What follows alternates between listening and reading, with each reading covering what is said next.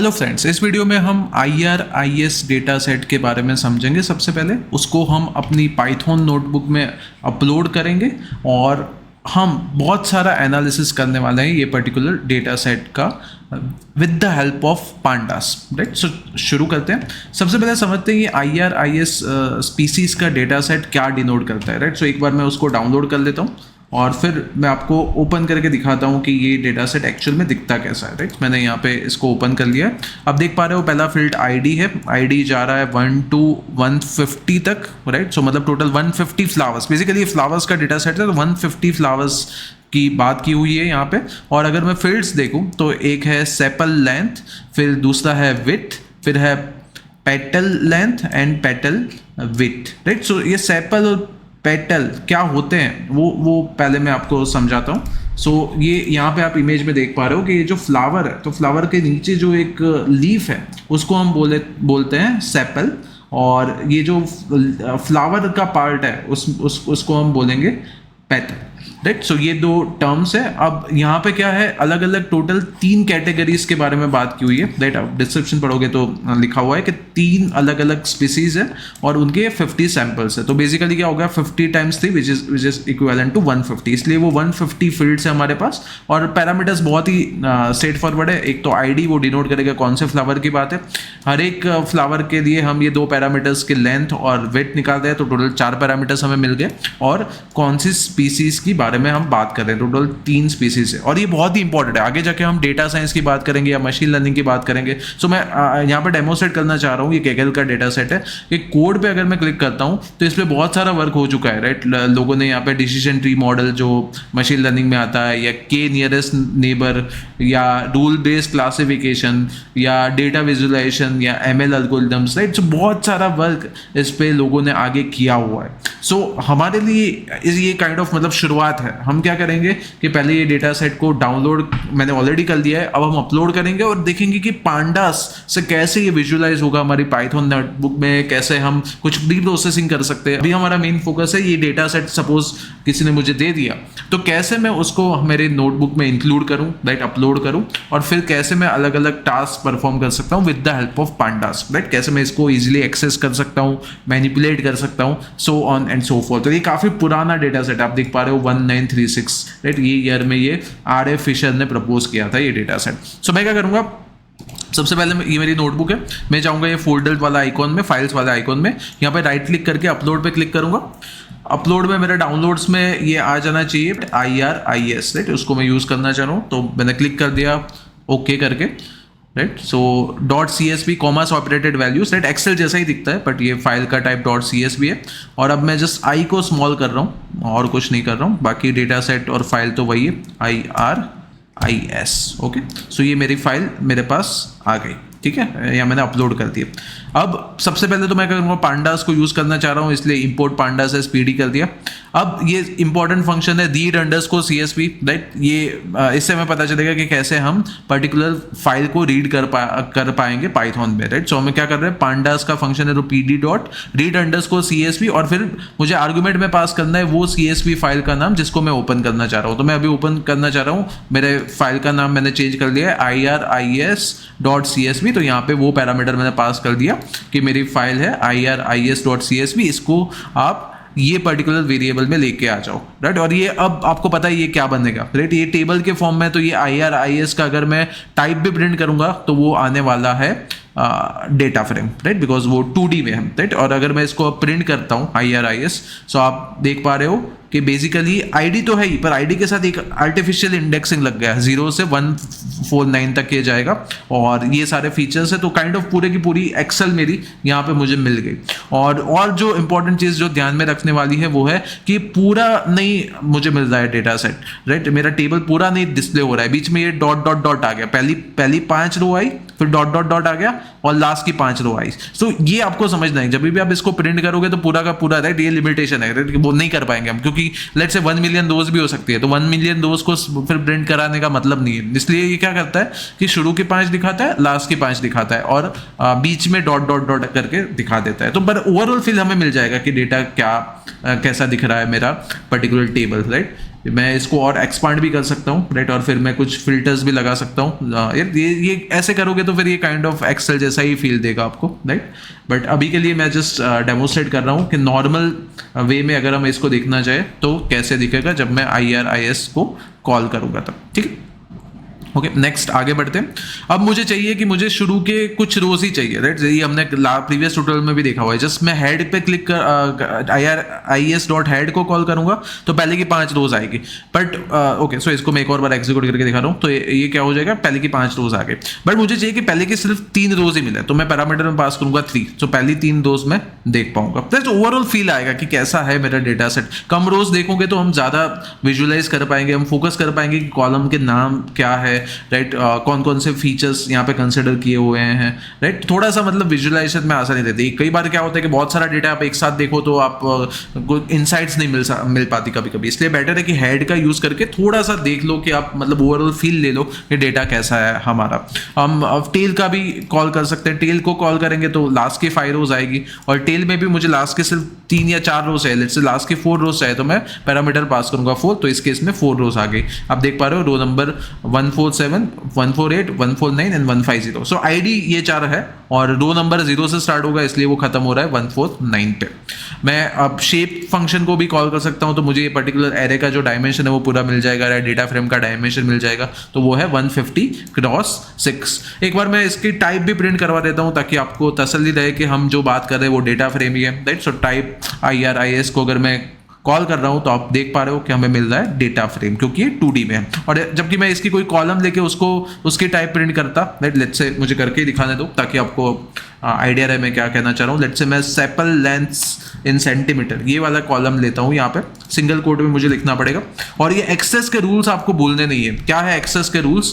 के कॉलम को तो मुझे कॉलम नाम से ही पुकारना है, राइट। कॉलम के लिए तो कॉलम नेम ही यूज करना है, और रोज के लिए मेरे पास अलग से आर्टिफिशियल इंडेक्सिंग है, तो इंडेक्सिंग का यूज करना है रो को डिलीट करने के लिए, राइट। ये रूल्स है हमारे जब हम डेटा फ्रेम की बात कर रहे थे।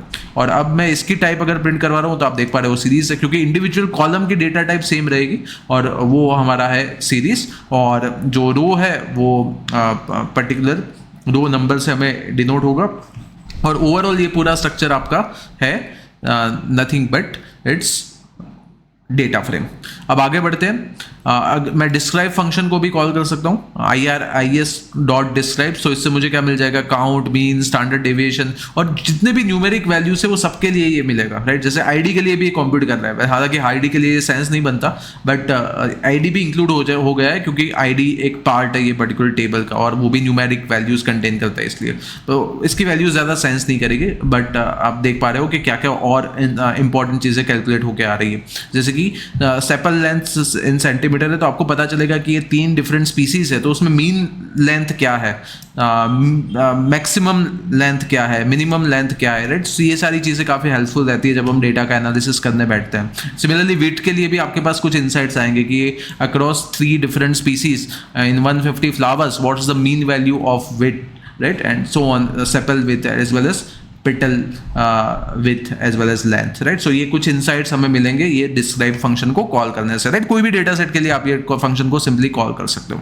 नेक्स्ट, ये बहुत ही इंपॉर्टेंट है, आई लॉग क्या है एंड लॉग क्या है। सो आई स्टैंड्स फॉर इंडेक्स। सो अगर आप चाह रहे हो कि आप इंडेक्सिंग का यूज करके पूरे टेबल को एक्सेस करो, then you should go with iloc. Iloc में क्या मुझे देना पड़ेगा, दोनों चीज मैं दे रहा हूँ। लेट्स से मैं कुछ रेंज दे रहा हूँ कि मुझे 0 to 4 चाहिए मेरी रोज और 0 to 3 चाहिए कॉलम। सो आप देख पा रहे हो कि मेरी पहली 3 कॉलम्स यहाँ पे प्रिंट हो गई है और पहली 4 रोज प्रिंट हो रही है, राइट। सो एक काइंड ऑफ सब टेबल मिलेगा, पर इसको एक्सेस करने की मेथड में मैं इंडेक्सिंग का यूज कर रहा हूँ, इसलिए मैंने आई लॉग लिखा हुआ है। तो इस हिसाब से आप इसको याद रख सकते हो। सो बेसिकली वो क्या रहा है, एक और बार समराइज करें तो पहला पैरामीटर रोज बता रहा है, तो 0 to 4 तो टोटल 4 रोज आ जाएगी, और 0 to 3 टोटल 3 रोज आ जाएगी, ठीक। तो इंडेक्सिंग 0 से स्टार्ट हो रही है, इसलिए अप टू 4 नहीं जा रहा है। अपना इंडेक्स कहाँ पे खत्म हो रहा है, यहाँ पे 3 पे खत्म हो रहा है। और कॉलम के केस में अब मैं कॉलम नेम से रिप्रेजेंट नहीं कर रहा हूँ, क्योंकि मेरी मेथड आई लॉग है, नॉट लॉग। जब मैं लॉग मेथड यूज करूंगा तब मुझे कॉलम नेम ही लिखना पड़ेगा, बट यहाँ पे आई लिखा है, तो मैं आई का मतलब यहाँ पे ये है कि आप कॉलम को भी इंडेक्स के जरिए एक्सेस कर सकते हो, राइट, रिप्रेजेंट कर सकते हो। That is the meaning of this particular I hear, right. So 0 to 3 का मतलब क्या है, आपकी कॉलम 0, कॉलम 1 और कॉलम 2, टोटल 3 कॉलम्स आपको मिल जाएगी। तो एक आपका व्यू जनरेट हो गया आपके डेटा सेट का, ऐसा बोल सकते हो आप, राइट। सो आप देख पा रहे हो कि ये मतलब ये काफ़ी हैंडी रहता है जब आपको लिमिटेड इन्फॉर्मेशन चाहिए। लेट्स से मुझे इंटरेस्ट नहीं है बाकी के पैरामीटर्स में, बाकी के एट्रीब्यूट्स में, तो मैं ऐसा भी कर सकता हूँ कि जो मेरे काम का है उसको ही प्रिंट करवाओ, और फिर मैं चाहूँ तो इसकी कॉपी भी बना सकता हूँ एक नया डेटा फ्रेम लेके, राइट। वैसा कर सकता हूँ मैं। अब मैं क्या करूँगा, सेम मैकेनिज्म में फॉलो करूँगा, बट मैं मेथड यूज करूँगा LOC। या LOC मतलब आई आगे मैंने नहीं लगाया, तो अब मुझे कॉलम को कॉलम के नाम से ही पुकारना है, या कॉलम को कॉलम के नाम से ही रिप्रेजेंट करना है। सो रोज के लिए मैं क्या बोल रहा हूँ कि रो नंबर 9 से शुरू करो और रो नंबर 12 तक जाओ, और आप यहाँ पे अगर बात कर रहे हो कॉलम की, तो कॉलम में आपको कॉलम के नाम लिखने चाहिए, कौन कौन से कॉलम आपको प्रिंट करवाने वो प्रिंट करवा दो। सो यहाँ पे मुझे चाहिए सेपल लेंथ सेंटीमीटर और पेटल लेंथ सेंटीमीटर, तो बस वो 2 पैरामीटर्स ही यहाँ पे प्रिंट हो रहे हैं, राइट। एक और यहाँ पे चेंज करके दिखाता हूँ, कुछ बीच की रोज को के लिए भी प्रिंट करके आपको दिखा रहा हूँ। लेट्स से सिमिलर लगता हूँ ताकि आप डिफरेंस आइडेंटिफाई कर सको। 9 to 12 के लिए मैं यहाँ पे कर रहा हूँ, और यहाँ पे मैं आईडी मैं इग्नोर कर सकता हूँ, आईडी मुझे नहीं चाहिए। लेट्स से सेपल विड्थ चाहिए मुझे, तो यहाँ पे 1 लिख दिया, राइट। सिमिलर टाइप का स्ट्रक्चर है इसलिए मैं ऐसा चेंज कर रहा हूँ। सो आप देख पा रहे हो 9, 10, 11 तक आया, और sepal length centimetre, sepal with centimetre, वैसे करके मैंने किया हुआ है। और यहाँ पे मैं 9 to 12 लिख रहा हूँ। सो क्या हो रहा है, 1, 2 ज्यादा आ रही है, तो माइनर सा डिफरेंस है। यहाँ पे जो लिखा होगा वो इंक्लूडेड है in the case of LOC, in the case of ILOC वो एक्सक्लूड हो जाएगा, राइट। दैट्स द डिफरेंस, बाकी सिमिलर है। ओके। सो अब कभी कभी ये भी ज़रूरत पड़ जाती है हमको कि हमें कोई पर्टिकुलर रो या कॉलम में इंटरेस्ट नहीं है, तो उसको ड्रॉप कर सकते हैं हम। जैसे कि यहाँ पे मैंने क्या किया हुआ है कि सेपल लेंथ सेंटीमीटर, इसमें मुझे इंटरेस्ट नहीं है, ये पर्टिकुलर कॉलम में, ये मेरे काम का नहीं है, लेट्स से मेरे एनालिसिस के लिए। तो मैं क्या कर सकता हूँ, ड्रॉप कमांड का यूज़ कर सकता हूँ, IRIS.drop, और जिसको ड्रॉप करना है वो मुझे बता देना है किसको ड्रॉप करना है। सेपल लेंथ सेंटीमीटर को ड्रॉप करना है, तो वो पास कर दिया, और वो कौन से एक्सिस में होगा, कॉलम तो एक्सिस 1 में ही होती है, इसलिए यहाँ पे एक्सिस 1 लिख दिया। अगर रो डिलीट करना होता तो मुझे एक्सिस 0 लिखना होता। सो इसको मैं एक बार रन करके दिखाता हूँ आपको। तो बेसिकली क्या हो जाएगा कि आपका जो डेटा फ्रेम है उसमें से ये कॉलम अब निकल जाएगी, राइट। ये देख पा रहे हो कि अब पैरामीटर्स आपके कम हो गए, राइट। ये सेपल लेंथ वाला पैरामीटर गायब हो गया, राइट, वो ड्रॉप हो गया पूरा। ओके। अब मैं क्या कर रहा हूँ कि मुझे कोई रो में इंटरेस्ट नहीं है। लेट्स से मुझे रो नंबर्स मैं कोई छोटी रो निकाल कर दिखाता हूँ। लेट्स से रो नंबर 2 मुझे नहीं चाहिए। सो मैं क्या पास करूँगा, यहाँ पे मुझे रो नंबर पास कर दिया और एक्सेस 0 लिख दिया, तो पूरी रो गायब हो जाएगी, राइट। तो आंसर में देखोगे कि तो रो नंबर 2 गायब है, राइट। अब ये रो नंबर 2 कहाँ से मिलेगी मुझे, इंडेक्सिंग के कॉन्टेक्स्ट में, राइट। जो आर्टिफिशियल इंडेक्सिंग जनरेट होती है जब हम ये पर्टिकुलर डेटा फ्रेम क्रिएट करते हैं, उस इंडेक्सिंग में रो नंबर 2 मैंने डिलीट कर दिया। इसका मतलब ये ड्रॉप कर दिया, राइट। 0, 1 और फिर डायरेक्टली 3 आ गया, 2 चली गई, राइट। फाइन। नेक्स्ट, अब कुछ और इंपॉर्टेंट फंक्शन है पांडास के, वो भी हम डिस्कस करते हैं। जैसे कि IRIS.max, ये क्या करेगा, जितने भी पैरामीटर्स हैं अगेन न्यूमेरिकल पैरामीटर्स, उनके लिए वो मैक्सिमम वैल्यू डिराइव करके हमें दे देगा, राइट। वैसे डिस्क्राइब में आ ही रहा है, बट अगर सेपरेटली मुझे इंटरेस्ट है मैक्सिमम निकालने में, then I can call this particular max function. Then min function का भी सिमिलरली मैं कॉल कर सकता हूँ, तो वो मुझे मिनिमम दिखा देगा, जो भी न्यूमेरिक वाले पैरामीटर्स हैं उन सब की मिनिमम वैल्यूज़ क्या है। सिमिलरली मैं मीन भी निकाल सकता हूँ, तो मीन वैल्यूज़ दे देगा, और मैं मीडियन भी निकाल सकता हूँ। वैसे डिस्क्राइब में ये सारा कवर हो चुका है, बट इंडिविजुअल फंक्शंस भी है, वो मैं यहाँ पे हाईलाइट कर रहा हूँ। अब आखिरी और बहुत ही इंपॉर्टेंट मेथड है, which is nothing but apply method. So सबसे पहले मैं क्या कर रहा हूँ, एक कॉपी क्रिएट कर रहा हूँ DF करके IRIS की। सो अब मैं DF को अगर प्रिंट करूंगा तो मेरा पूरा डेटा फ्रेम अब DF में आ गया, ठीक है। अब मैं क्या करना है, एक मैंने फंक्शन बनाया, राइट। फंक्शन कैसे बनाना है हमें पता है। ये फंक्शन क्या कर रहा है, एक पैरामीटर है, फंक्शन का नाम है हाफ, और ये पैरामीटर ले रहा है P, और ये क्या करेगा, जो भी पैरामीटर पास किया होगा उसको मल्टीप्लाई कर देगा 1/2 से या 0.5 से, राइट। सो जैसे मैंने 1 के लिए पास किया तो रिटर्न करेगा ये 0.5, वैसे करेगा। अब मैं क्या कर रहा हूँ कि मेरा जो डेटा सेट है उसमें ये जो 2 कॉलम्स है उस पर मैं कॉल कर रहा हूँ। यहाँ पे मैं IRIS भी ले सकता था या DF भी ले सकता था। ये बेसिकली मैंने क्या किया, DF लेके एक बैकअप मैंने रख लिया मेरे ओरिजिनल डेटा सेट का, और अब मैं जो चेंजेस कर रहा हूँ वो पूरे मैं IRIS पे कर रहा हूँ, वैसे आप समझ सकते हो। तो मैं क्या कर रहा हूँ, IRIS में ये 2 कॉलम्स मैंने पास की और डॉट करके मैंने अप्लाई हाफ कर दिया, तो ऑटोमेटिकली क्या हो जाएगा, पूरे कॉलम की जो भी वैल्यूज होगी वो डिवाइड बाई 2 हो जाएगी। आप चेक कर सकते हो 0th रो पे पहला जो पैरामीटर है उसकी वैल्यू थी 5.1, सेपल लेंथ, और यहाँ पे मैंने सेपल विथ पे मैं बात कर रहा हूँ, तो सेपल विथ की बात करते हैं, सेकंड पैरामीटर सेपल विथ यहाँ पे 3.5 था, और अब ये फंक्शन को कॉल करने के बाद 1.75 हो गया। और पेटल लेंथ पहले 1.4 थी, अब ये पैरामीटर को पास किया अप्लाई करने के बाद, राइट, अप्लाई मेथड को कॉल करने के बाद, अप्लाई हाफ के बाद ये हो जाना चाहिए 0.7। तो आप देख पा रहे हो ये 0.7 हो गया। ऐसा सारी रोज के लिए हो जाएगा, right, all the 150 rows will be modified, right. So अब क्या हो गया कि आपका ये सेपल विथ और पेटल लेंथ सेंटीमीटर, ये दोनों पैरामीटर्स की वैल्यू डिवाइड बाय 2। सिमिलरली आप स्क्वायर भी कर सकते हो, राइट, जो भी मैथमेटिकल ऑपरेशन परफॉर्म करना चाहो वो आप डिफाइन कर सकते हो। यहाँ पे मुझे करना है डबल, तो मैंने डबल फंक्शन एक बना लिया और वो रिटर्न कर रहा है जो भी पैरामीटर है इनटू 2।